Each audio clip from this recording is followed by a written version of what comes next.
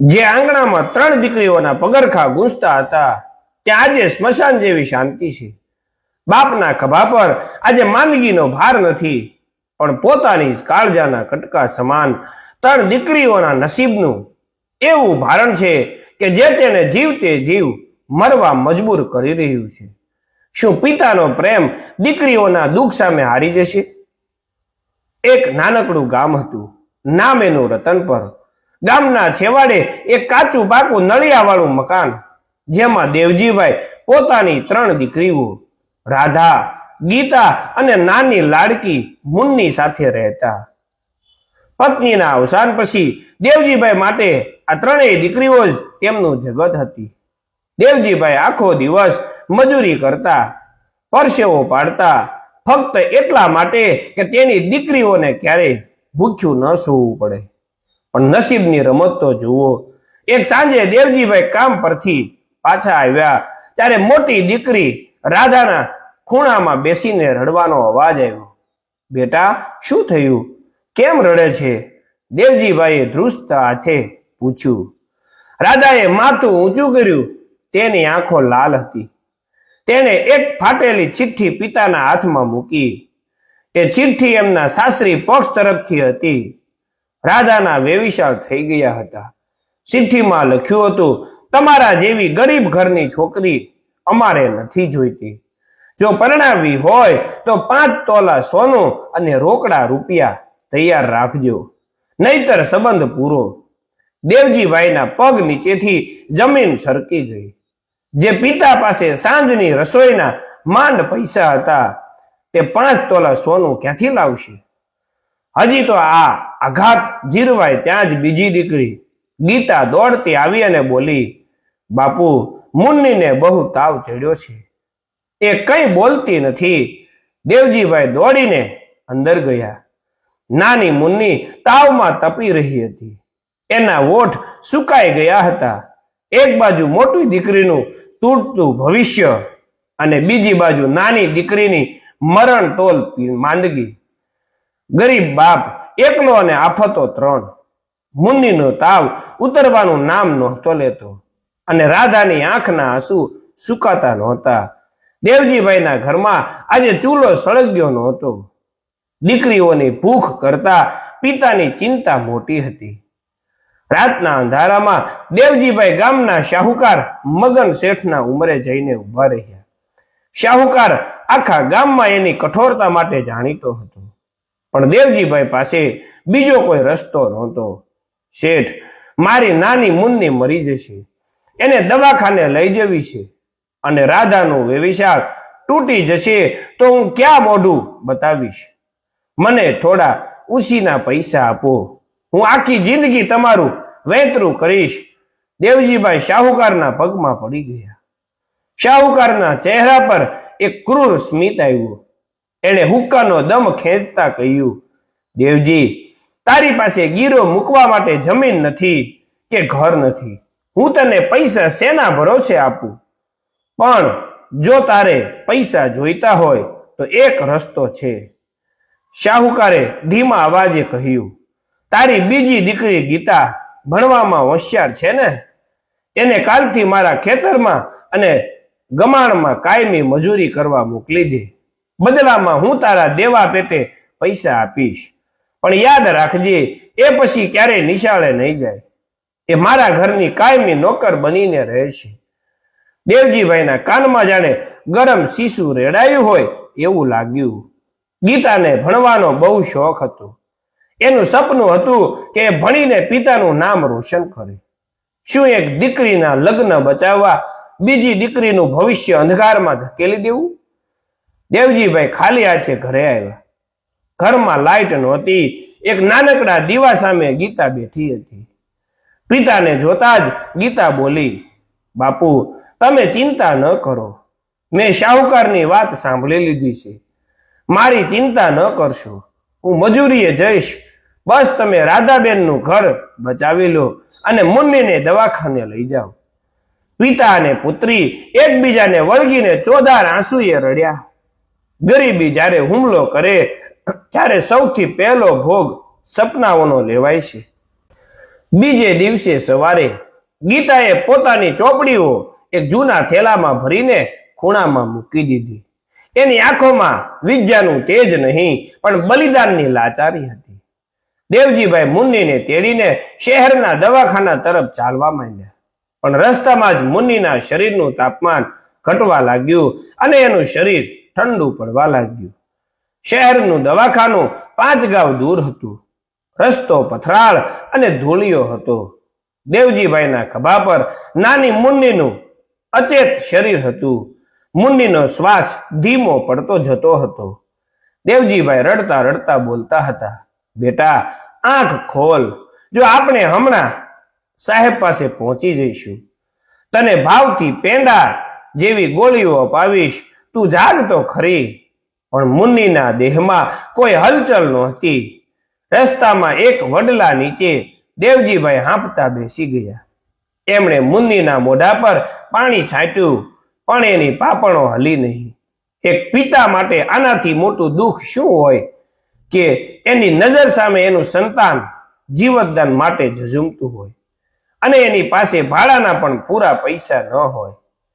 બીજી તરફ ગીતા ભારે હૈયે મગન શેઠના ખેતરે પહોંચી. શેઠે એના હાથમાં દાતરડું પકડાવ્યું અને કાળજાળ ગરબીમાં કામ કરવા મજબૂર કરી.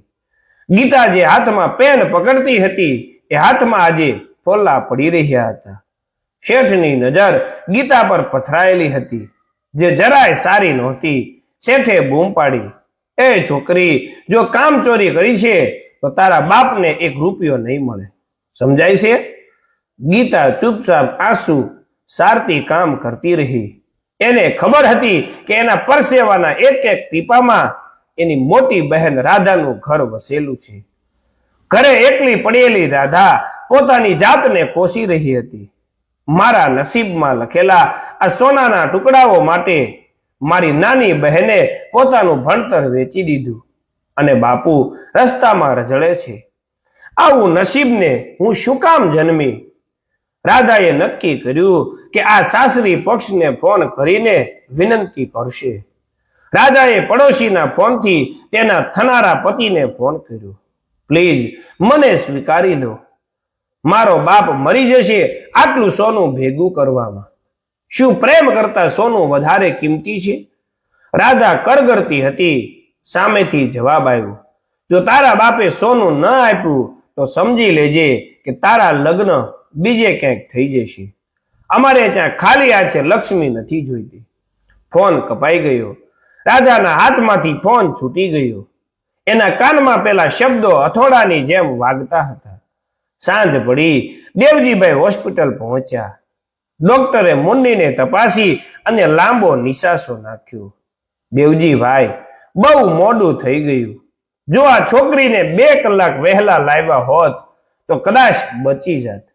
અત્યારે તો એ ગંભીર કોમામાં છે. એને વેન્ટિલેટર પર રાખવી પડશે. એનો 1 દિવસનો ખર્ચ 5000 થશે.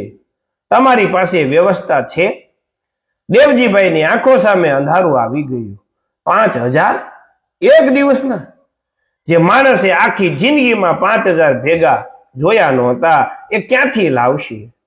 દેવજીભાઈ હોસ્પિટલના લોબીમાં ફરશ પર બેસી ગયા. ડોક્ટરે 5000ની માંગણી કરી હતી પણ દેવજીભાઈના ગજવામાં તો માત્ર થોડા પરશુરણ સિક્કા અને પરસેવાથી પલળેલી શાહુકારની પેલી ચિઠ્ઠી હતી.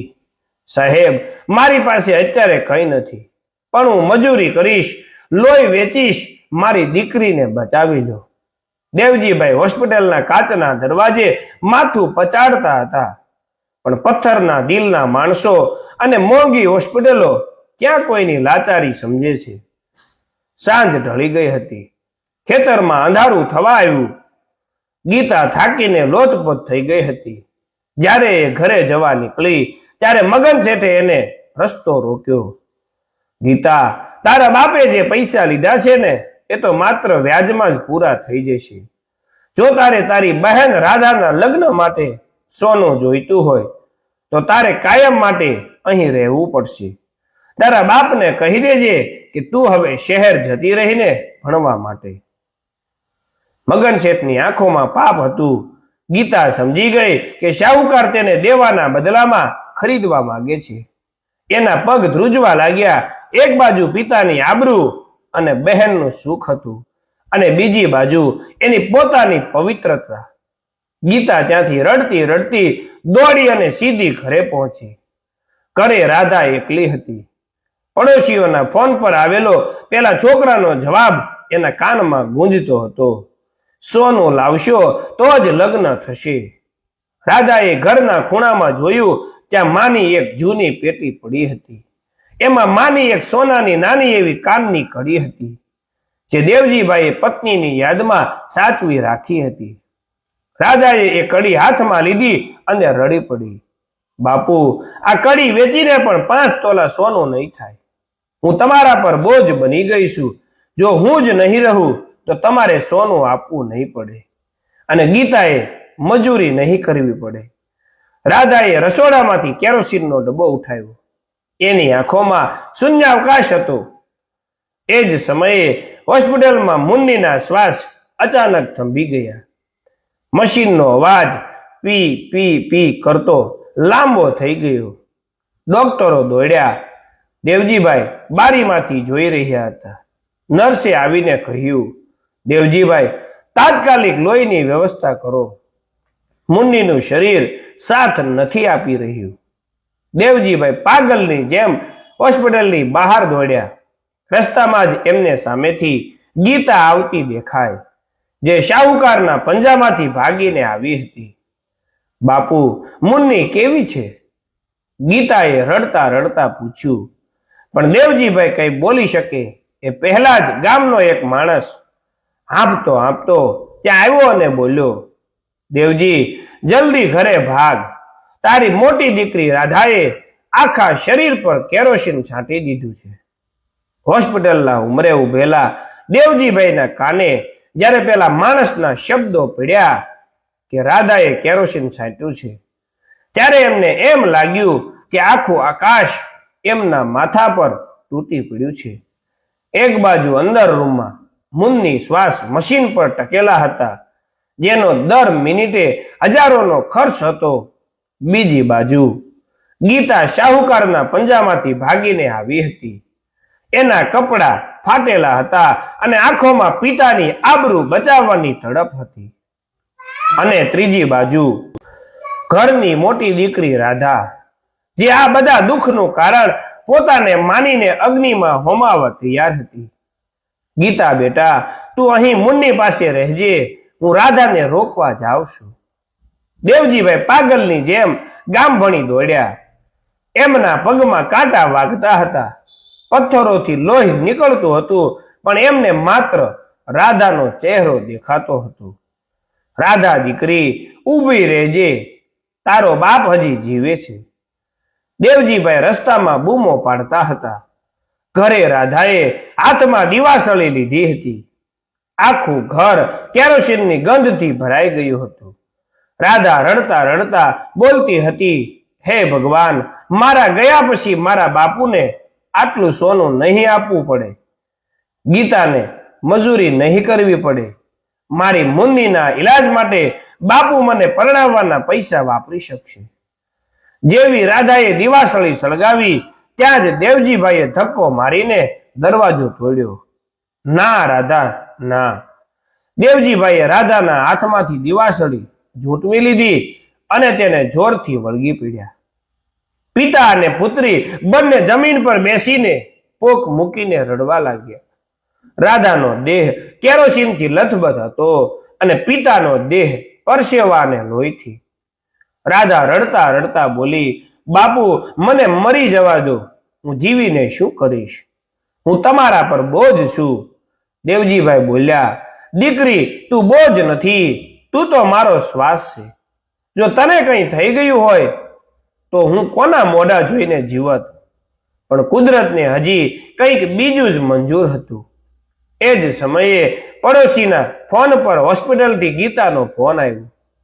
ગીતાનો અવાજ ધ્રુજતો હતો, બાપુ, જલ્દી આવો. મુન્નીએ આંખ ખોલી છે, પણ ડોક્ટર કહે છે કે એને તાત્કાલિક મોટા ઓપરેશન માટે શહેરની મોટી હોસ્પિટલે લઈ જવી પડશે, નહીતર એ રાત નહીં કાઢે. અને એના માટે અત્યારે ને અત્યારે 50,000 રૂપિયા જમા કરાવવા પડશે. 50,000? જે બાપ પાસે 500 રૂપિયા નહોતા એ 50,000 ક્યાંથી લાવશે? રાધા હજી કેરોસીનથી લથબથ હતી, પણ નાની બહેન મુન્નીના સમાચાર સાંભળીને એની શૂન્ય થઈ ગયેલી આંખોમાં ફરી ફટકો દેખાડો. દેવજીભાઈ ભીની આંખે આકાશ તરફ જોઈ રહ્યા હતા. હે રામ, તે આ ત્રણેય દીકરીઓ મને વરદાનમાં આપી કે શ્રાપમાં? એક બાજુ હજી આગની ગંધ સુકાઈ નથી, ત્યાં બીજી બાજુ મોતનો તેડો આવ્યો. દેવજીભાઈ પાસે હવે બીજો કોઈ રસ્તો નહોતો. એ ફરીથી દોડતા મગન શેઠની હવેલીએ પહોંચ્યા. રાત અંધારી હતી અને શેઠ પોતાના હિસાબના ચોપડા લઈ બેઠા હતા. શેઠ, મારી મુન્ની મરી જશે, મને 50,000 આપો, મારો દેહ ગીરો મૂકી દઉં. આ જન્મે નહીં તો આવતા જન્મે પણ તમારું દેવું ચૂકવીશ. દેવજીભાઈ શેઠના પગ પકડીને ધ્રુસકે ને ધ્રુસકે રડવા લાગ્યા. મગન શેઠે હુક્કો બાજુ પર મૂક્યો અને ઠંડા કલેજે બોલ્યા, દેવજી, 50,000 કાંઈ જેવી તેવી રકમ નથી, પણ જો તારે જોઈતા હોય તો સાંભળ. તારા નામે ગામના છેવાડે જે નાનકડો વાડો અને તારું આ નળિયાવાળું મકાન છે એના પર અંગૂઠો મારી દે. અને બીજી વાત, તારી દીકરી ગીતાએ તો અહીં કામ કરવું જ પડશે, પણ રાધાના લગ્ન માટે જે છોકરાવાળા સોનું માંગે છે એમને કહી દે કે સંબંધ તોડી નાખે. રાધાને પણ મારા ઘરે ઘરકામ માટે મોકલી દે. તું તારી ત્રણેય દીકરીઓનું સુખ ભૂલી જા, તો જ હું તને આ પૈસા આપું. દેવજીભાઈના હાથ ધ્રુજતા હતા. ઘર વેચાઈ જાય તો આ દીકરીઓ રહેશે ક્યાં? અને જો બંને દીકરીઓ શાહુકારના ઘરે વેઠ કરવા જાય તો એ પિતા તરીકે જીવશે કેવી રીતે? પણ સામે મુન્નીનો જીવ જઈ રહ્યો હતો. દેવજીભાઈએ ધ્રુજતા હાથે કોરા કાગળ પર અંગૂઠો મારી દીધો. એમણે પોતાની આખી જિંદગીની કમાણી અને દીકરીઓની આઝાદી શાહુકારના ચરણે ધરી દીધી. પૈસા લઈને દેવજીભાઈ હોસ્પિટલ પહોંચ્યા. મુન્નીને ઓપરેશન થિયેટરમાં લઈ જવામાં આવી. ગીતા અને રાધા બહાર બાંકડા પર બેસીને ભગવાનને પ્રાર્થના કરતી હતી. પણ જ્યારે ઓપરેશન પૂરું થયું અને ડોક્ટર બહાર આવ્યા ત્યારે એમના ચહેરા પર ખુશી નહોતી. ડોક્ટર સાહેબ, મારી મુન્ની બસી ગઈ ને? દેવજીભાઈએ આશાભરી નજરે પૂછ્યું. ડોક્ટરે નીચું જોઈને કહ્યું, ઓપરેશન તો સફળ રહ્યું, પણ મુન્નીના મગજ સુધી લોહી પહોંચવામાં બહુ મોડું થઈ ગયું હતું. એ બચી તો ગઈ છે, પણ કદાચ એ આખી જિંદગી હવે ક્યારેય બોલી કે ચાલી નહીં શકે. એ પથારીવશ રહેશે. દેવજીભાઈના પગ ધ્રુજવા લાગ્યા. જે દીકરી આખા ઘરમાં પક્ષીની જેમ કલરવ કરતી હતી એ હવે પથારીમાં લાકડા જેવી થઈને પડી રહેશે. અને એની સેવા કરવા માટે તો ઘરમાં કોઈ બચ્યું જ નહોતું, કારણ કે રાધા અને ગીતા તો હવે શાહુકારની ગુલામ બની ગઈ હતી. દેવજીભાઈ મુન્નીને વ્હીલચેર પર બેસાડીને ઘરે લાવ્યા, પણ એ જ ઘર હવે એમનું નહોતું. મગન શેઠે ઘરના દરવાજે પોતાનું નામ લખાવી દીધું. દેવજીભાઈ માટે તો જાણે જીવતે જીવ નર્ક ઉતરી આવ્યું હતું. બીજે દિવસે સવારે સૂરજ ઉગ્યો, પણ આ ઘર માટે અંધારું જ હતું. રાધા અને ગીતાએ પોતાની આંખોના આંસુ લૂછી નાખ્યા. રાધાએ દેવજીભાઈના પગ પકડીને કહ્યું, બાપુ, તમે મુન્નીનું ધ્યાન રાખજો. અમે શેઠને ત્યાં કામ કરવા જઈએ છીએ. જો અમે નહીં જઈએ તો શેઠ મુન્નીની દવાના પૈસા પાછા માંગશે અને આપણને આ ઘરમાંથી પણ કાઢી મૂકશે. દેવજીભાઈ કશું બોલી શક્યા નહીં. જે હાથોએ દીકરીઓને હાલરડા ગવડાવ્યા હતા એ હાથો આજે પોતાની દીકરીઓને પારકા ઘરે વૈતરું કરવા જતી જોઈ રહ્યા હતા. મગન શેઠે રાધાને રસોડામાં અને ગીતાને ગમાણમાં છાણ વાસીદું કરવા લગાડી દીધી. ગામના લોકો રસ્તે ચાલતા વાતો કરતા, જુઓ, પેલા દેવજીની દીકરીઓ કાલ સુધી ભણતી હતી અને આજે શાહુકારની દાસીઓ બની ગઈ. એક બપોરે શાહુકારના દીકરાએ રાધા સાથે ગેરવર્તણૂક કરવાની કોશિશ કરી. રાધા રડતી રડતી રસોડાના ખૂણામાં ભરાઈ ગઈ. એણે વિચાર્યું કે જો એ પિતાને કહેશે તો દેવજીભાઈ શાહુકાર સાથે ઝઘડશે અને શાહુકાર એમને રસ્તા પર લાવી દેશે. રાધાએ આ અપમાનનો ઘૂંટડો ગળી લીધો, પણ એની આંચમાં ચીસો પાડતી હતી. ઘરે મુન્ની એકલી હતી. એ કંઈ બોલી શકતી નહોતી, પણ એની આંખો બધું સમજતી હતી. જ્યારે દેવજીભાઈ એને જમાડવા બેસતા ત્યારે મુન્નીની આંખમાંથી બે આંસુ ટપકી પડતા. એ આંસુમાં સવાલ હતો, બાપુ, મારા કારણે મારી બહેનનું જીવન કેમ બરબાદ થઈ ગયું? દેવજીભાઈ રાત્રે છાનામાના ખેતરમાં મજૂરી કરવા જતા, જેથી થોડા વધારાના પૈસા કમાઈ શકે અને દીકરીઓને શાહુકારના પંજામાંથી છોડાવી શકે. પણ ગરીબીનો કૂવો એટલો ઊંડો હતો કે એમાં જેટલું લોહી રેડો એટલું ઓછું હતું. એક રાત્રે દેવજીભાઈ ઘરે પાછા ફરતા હતા ત્યારે એમણે શાહુકારની હવેલીમાંથી રાધાની ચીસ સાંભળી. દેવજીભાઈનું લોહી ઉકળી ઉઠ્યું. એ દોડતા હવેલીમાં ગયા અને જોયું કે શાહુકારનો દીકરો રાધાનો હાથ પકડીને એને ખેંચી રહ્યો હતો. ખબરદાર, જો મારી દીકરીને અડ્યા છો તો, દેવજીભાઈએ ગર્જના કરી. શાહુકાર બહાર આવ્યો અને હસતા હસતા બોલ્યો, દેવજી, તારો અંગૂઠો મારા કાગળ પર છે. તારું ઘર, તારો વાડો અને તારી દીકરીઓ હવે મારી મિલકત છે.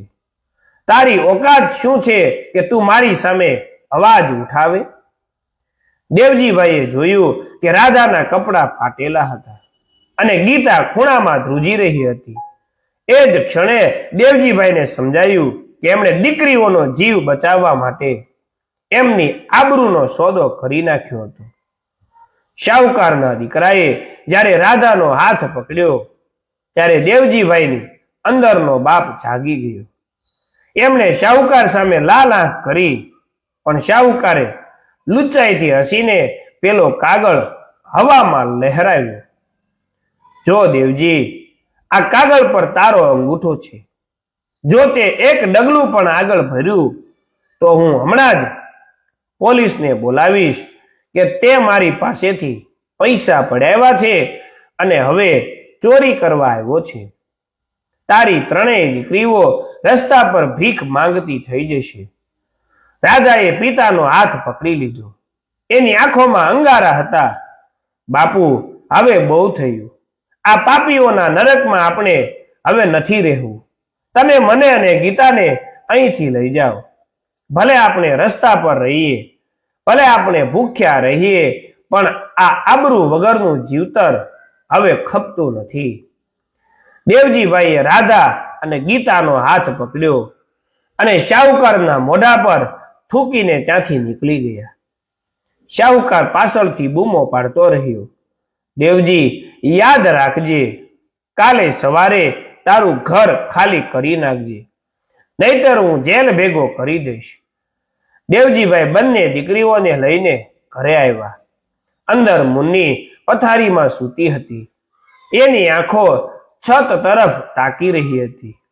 દેવજીભાઈએ દીકરીઓને પાસે બેસાડી. ઘરમાં અનાજનો એક દાણો નહોતો. દીવો બળતો હતો, પણ એમાં તેલ ખૂટવા આવ્યું હતું. દીકરીઓ, મેં તમને સુખ આપવાના સપના જોયા હતા, પણ હું તમને નરક આપી બેઠો. તમારો બાપ હારી ગયો છે. દેવજીભાઈનું ગળું રૂંધાઈ ગયું. ગીતાએ પિતાના આંસુ લૂછ્યા. ના બાપુ, તમે હાર્યા નથી. તમે અમને મરતા બચાવી છે. આપણે કાલે સવારે આ ગામ છોડીને ક્યાંક દૂર ચાલ્યા જઈશું. મજૂરી કરીશું, પણ સાથે રહીશું. રાત અડધી થઈ ત્યારે અચાનક મુન્નીએ જોરથી ઉધરસ ખાધી. એના મોઢામાંથી લોહી નીકળવા માંડ્યું. દવાઓ વગર એનું શરીર સાથ છોડી રહ્યું હતું. રાધા અને ગીતા દોડીને મુન્ની પાસે ગઈ, પણ મુન્નીની આંખોમાં હવે તેજ નહોતું. એણે એકવાર પિતા સામે જોયું. જાણે કહેતી હોય, બાપુ હવે મને રજા આપો, મારા કારણે તમે બહુ દુઃખ જોયા છે. અને મુન્નીનો હાથ ઢીલો પડી ગયો. એ પથારીવશ દીકરી હંમેશ માટે શાંત થઈ ગઈ. દેવજીભાઈ પર જાણે વજ્રપાત થયો.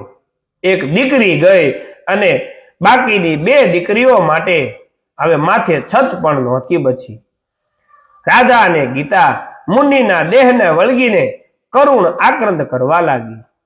એ રાત્રે રતનપર ગામના આ છેવાડાના મકાનમાં ગરીબી અને મરણનો કાળો પડછાયો છવાઈ ગયો હતો. સવારનો સૂરજ ઉગ્યો, પણ દેવજીભાઈના નસીબમાં અંધકાર કાયમી થઈ ગયો હતો.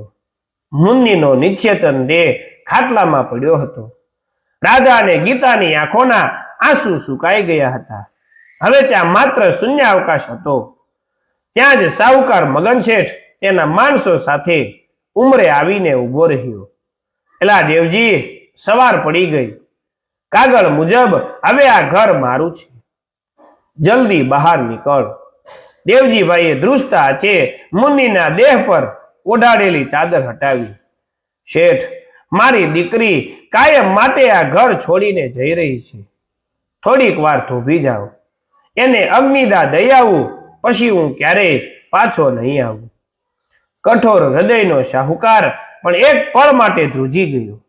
પણ લોભ આગળ માનવતા હારી ગઈ. એને લુખ્ખો જવાબ આપ્યો, તારી દીકરી મરી ગઈ, એમાં મારે શું? અડધા કલાકમાં ઘર ખાલી જોઈએ. ગામમાં કોઈ ગરીબની વહારે ન આવ્યું. દેવજીભાઈએ પોતાની નાની દીકરીની નનામી તૈયાર કરી. કાંધ આપવા વાળું પણ કોઈ નહોતું. એક બાજુ પિતાએ કાંધ આપી અને બીજી બાજુ રાધા અને ગીતાએ પોતાની નાની બહેનની નનામી ઉંચકી. ગામના લોકો જોતા રહ્યા. ઇતિહાસમાં પહેલી વાર દીકરીઓ પોતાના જ ઘરના આંગણેથી બહેનની નનામી ઉંચકીને સ્મશાન જતી હતી. નદી કિનારે ચિતા તૈયાર થઈ. દેવજીભાઈએ કાંપતા હાથે મુન્નીને મુખાગ્નિ આપી. અગ્નિની જ્વાળાઓ આકાશને આમતી હતી. રાધા અને ગીતા પિતાને વળગીને રડતી હતી. મુન્નીની ચિતા હજી શાંત પણ નહોતી થઈ ત્યાં શાહુકારના માણસોએ દેવજીભાઈની બાકીની ઘર વખરી રસ્તા પર ફેંકી દીધી. દેવજીભાઈ સ્મશાનથી પાછા વળ્યા ત્યારે એમનું ઘર સીલ થઈ ગયું હતું. એમની પત્નીની જૂની પેટી, દીકરીઓના ભણવાના પુસ્તકો અને રાધાનું લગ્ન માટે રાખેલું એકમાત્ર જૂનું ઘરેણું ધૂળમાં પડ્યું હતું. દેવજીભાઈએ બંને દીકરીઓનો હાથ પકડ્યો. એમણે પાછળ વળીને ઘર તરફ જોયું અને પછી આકાશ તરફ. બેટા, આજે આપણી પાસે ઘર નથી, મિલકત નથી અને આપણી નાની મુન્ની પણ નથી. પણ જ્યાં સુધી તમારો આ બાપ જીવે છે ત્યાં સુધી તમને કોઈ વેચી નહીં શકે. દેવજીભાઈ ગામની ભાગોળે પહોંચ્યા. રાધાએ નીચે નમીને ગામની ધૂળ માથે ચડાવી અને બોલી, બાપુ, આ દુનિયામાં ગરીબની દીકરી હોવું એ જ સૌથી મોટું પાપ છે. પિતા પાસે કોઈ જવાબ નહોતો. ત્રણેય જીવતા આત્માઓ, બાપ અને 2 દીકરીઓ અંધકાર તરફ ચાલવા માંડ્યા. પાછળ રતનપર ગામનો કલરવ સંભળાતો હતો. પણ દેવજીભાઈના જીવનમાં હવે માત્ર સ્મશાન જેવી શાંતિ હતી. કહેવાય છે કે એ રાત્રે આખું ગામ શાંત હતું, પણ નદી કિનારે હજી એક ચિતા સળગતી હતી. એ ચિતા માત્ર મુન્નીની નહોતી, એક બાપના સપનાની અને 2 દીકરીઓના ભવિષ્યની પણ હતી. તો આ સ્ટોરી મિત્રો તમને કેવી લાગી છે તે કોમેન્ટમાં લખવાનું ભૂલતા નહીં. જો મિત્રો તમને વિડીયો સારો લાગ્યો હોય તો વિડીયોને લાઈક કરો, અમારી ચેનલને સબસ્ક્રાઈબ કરો. હવે પછી મિત્રો આપણે ફરીથી નવી સ્ટોરીમાં મળશું. ત્યાં સુધી મિત્રો રજા આપજો. જય શ્રી કૃષ્ણ. બાપા સીતારામ.